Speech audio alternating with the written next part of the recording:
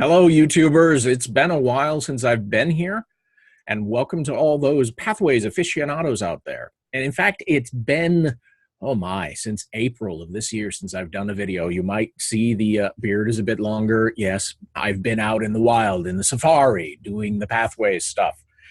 Pathways has been with us for about a year and a half now, and in District 7, we've been playing with it, and I have been working the path. So far, I have completed one full path, Presentation Mastery, and I'm working my way through two more.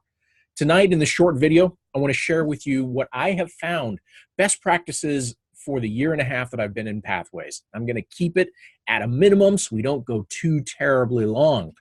So this is the best practices a year and a half into Pathways, and these are the four best practices. Number one, the newest, the best, use your phone for Pathways. When this first rolled out, we couldn't do Pathways on our mobile devices because not being able to resize that pop-up window.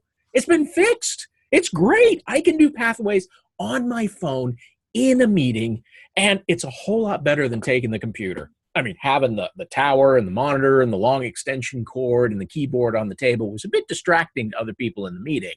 So now I'm really happy I can use my phone to do the Pathways projects.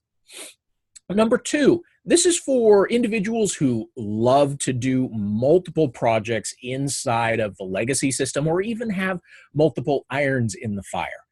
Do multiple paths. There's nothing that says you can't have more than one path going at a single time.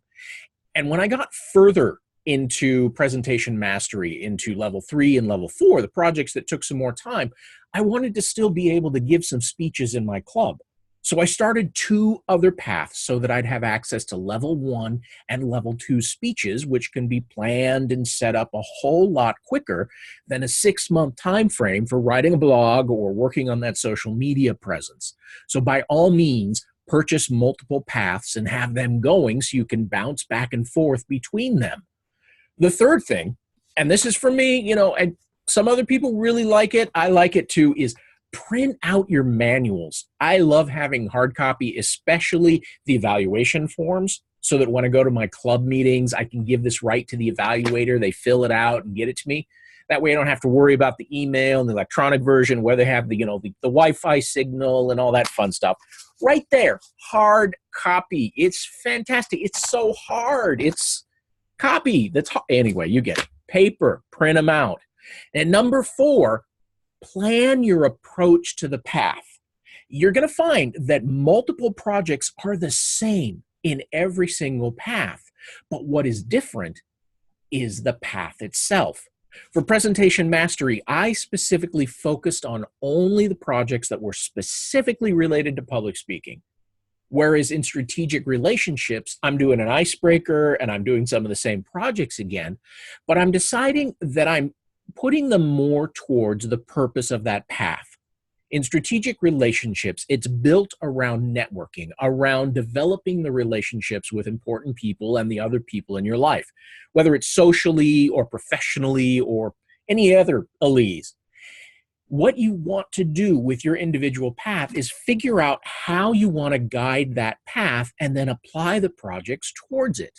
A lot of the feedback that I've been getting from the multiple training sessions that I'm doing in person around District 7 is, oh, why do we have to do another icebreaker? Man, I just did one of those. Why do I have to do it again? Well, the thing is, you do another icebreaker, but do the icebreaker for that path. So for Strategic Relationships, my icebreaker was focused specifically around my fear and hatred of networking events, about how I cringe and how I talk to the potted plant in the corner. And anyway, you get the ugly image.